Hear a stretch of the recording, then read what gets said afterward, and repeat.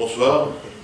Une lourde tâche m'incombe, celle de finaliser la discussion tant que tant de choses ont déjà été dites.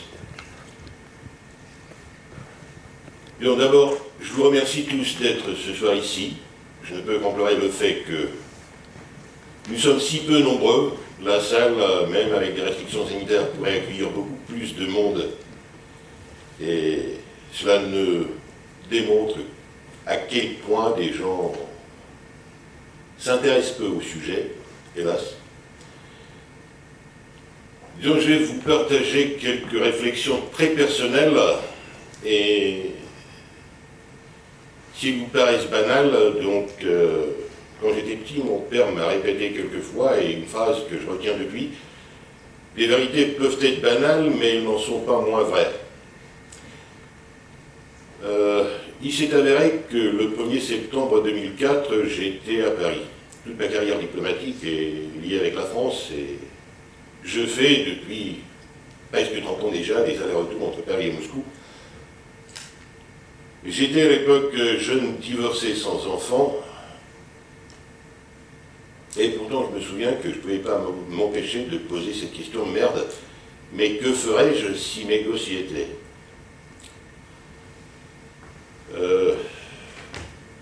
J'ai suivi l'affaire par les médias, je n'avais pas d'autres possibilités. Je me souviens de ces 3 jours de tension, des questions qu'on se posait: mais qu'est-ce qui se passe, comment c'est devenu possible, comment ça va évoluer? Et dès le début, on avait le pressentiment, puisqu'on voyait d'abord, il n'y avait pas de revendication, puis des revendications absolument irréalisables. Et on avait le pressentiment que l'objectif des terroristes était de ramasser autour d'eux le maximum des médias, attirer le plus d'attention sur cet attentat et puis finir tout dans un bain de sang. Et ce qui s'est passé finalement. Et c'est peu après que j'ai été contacté par Henri Paul, qui, lui, indigné par l'événement lui-même et le traitement médiatique qui lui a été réservé, à monter son association. Henri Paul, je vous en remercie, je m'incline devant vous, devant votre énergie, votre force morale, votre esprit de solidarité. Merci beaucoup.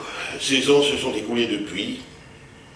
Les enfants, même les plus petits qui étaient ce jour-là à l'école numéro 1 de Beslan, sont déjà adultes. Nous en avons vu un témoignage tout à l'heure.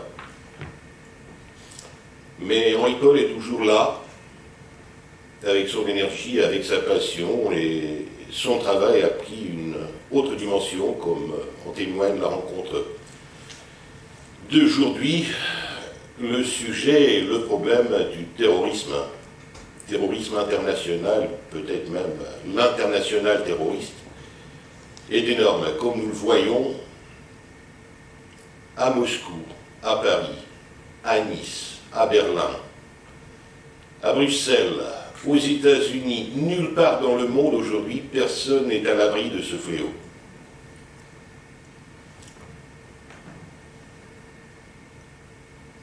On peut, si vous permettez la comparaison, dératiser une maison et même un quartier, mais si le quartier voisin, voire la ville entière est infestée, ça ne sert à rien. Tôt ou tard, les rares viendront chez vous. Il en est de même pour le terrorisme. Sauf que ce ne sont pas des rats. Ils sont dotés d'intelligence. Ils peuvent coordonner leurs efforts. Et nous ne pouvons combattre ce mal que tous ensemble. Alors a dit tout à l'heure qu'il n'y a pas de bons et de mauvais terroristes. De tout mon cœur, je suis avec elle et je partage cette idée, sauf que si. Quoique les bons, ce ne sont pas des terroristes, ce sont des insurgés, des indépendantistes, des fois, quoique très rarement, des séparatistes, mais bon, des séparatistes, c'est pas bon. Ce sont des gens qui se battent pour leur liberté, pour leur indépendance, pour leurs idéaux.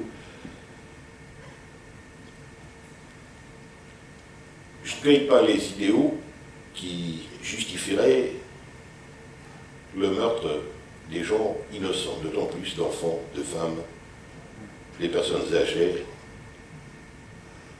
des combattants, ils se battent avec leurs égaux. Donc voilà, excusez-moi, cette émotion est... Encore une fois, une chose banale, pour combattre ce fléau, il faut être ensemble. Et quand on extermine les rats, il faut les exterminer. Pas les chasser chez son voisin. Voilà, merci.